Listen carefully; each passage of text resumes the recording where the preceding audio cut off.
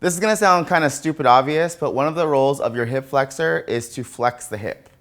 Now, given the world that we live in where we sit in chairs a lot or people sit in cars a lot, the hip flexor is one of those muscles that doesn't get a whole lot of attention and it tends to be really tight.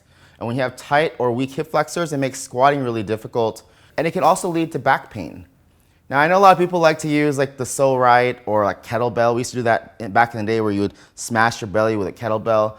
And that's fine because it releases the muscle, but it doesn't actually do anything to strengthen the muscle, which is the real problem.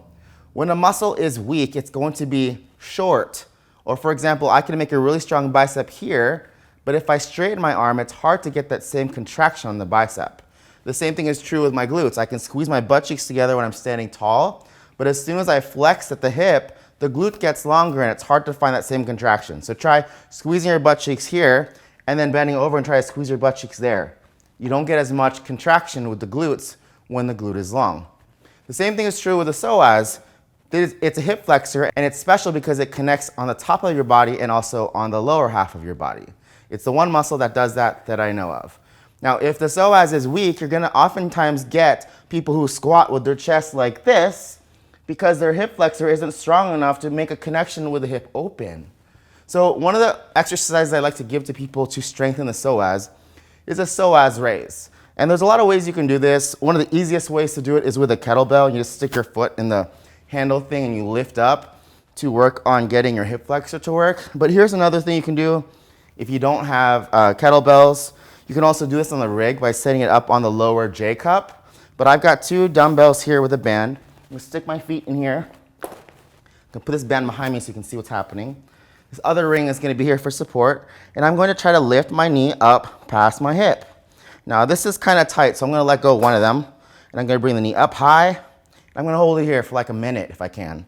And the goal is to not so much get the outside of my hip here, but if I get rectus femoris across the front, and ideally psoas, which is kind of inside the hip bone here, and attach this into the front of your spine behind your diaphragm, that's really where I want to feel it. So I'm gonna do a leg raise here. I'm gonna hold it for about a minute, and I'm gonna breathe. And then I can add some motion. I can go down, really small range of motion for now, because likely if you go all the way down, you're gonna come off connection and you're not gonna get a lot of activation of the psoas because it's letting go and connecting, letting go. So think like a bodybuilder and just stay on tension. So long time under tension, small range of motion to start. And as you get better, you can try to go lower and lower and hopefully the psoas will stay connected. And as it gets less shy, I like to say, you're gonna get more range of motion. So again, one of the reasons why you get people who are really parallel in their, or chest parallel to the ground in the squat is their psoas is so weak, it can't stabilize unless it's really, really short. It's another reason why you get people who collapse in their front squats. Their obliques and all the other muscles in the front are weak, so they have to crunch down to find tension, okay? So try this for about 18 to 24 reps just on one side and then do a squat and see how it feels. You should notice something really interesting, and if you do this every single day to make you better at squatting. If you have any questions, post them in the comments, and we'll see you guys next time.